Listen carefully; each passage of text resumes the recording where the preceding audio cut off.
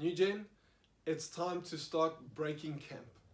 In the story of Moses and the people of God wandering through the desert, there's this perpetual cycle that they went through of stopping and starting, of stopping and starting, of stopping, pitching their tents and making camp, and then starting out again, breaking camp and moving on out to the next place. And it seems it's very similar to the space that we're in, where there's this constant stop, start kind of reality that we live in.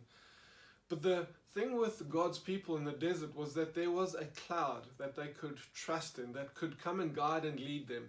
That as the cloud came and settled over the tabernacle and stopped them, they would come and pitch camp, they would make camp, and they would stop there until the cloud lifted and moved off again, at which point they would then follow that cloud in the direction that it went. And of course, that cloud was symbolic and representative of the presence of God, that they took their cue from God and followed Him as He led them out. And so as we find ourselves in this season, we need to come and we need to persist in finding God, the presence of God. We need to find the cloud and we need to follow the leading of the cloud. We need to come and prioritize as a church, as people of God, as His community, to come and to see Him, to find His presence and to follow what He's doing, for us to take our cue from Him.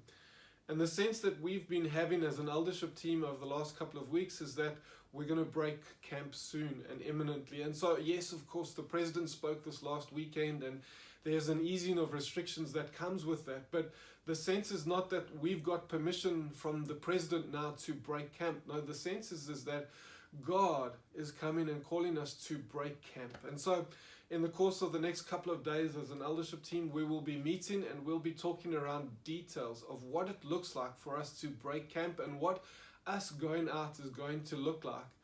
And so I want to ask you, won't you keep us in prayer as we do that? Won't you hold us up before God and just pray for us as a community and as a team, that we would hear from God and hear His prompting and His guiding and His leading, and that we would have courage to follow Him and not the way or the pattern of the world or the expectations of anyone outside there that's outside of what God is doing and saying in this time.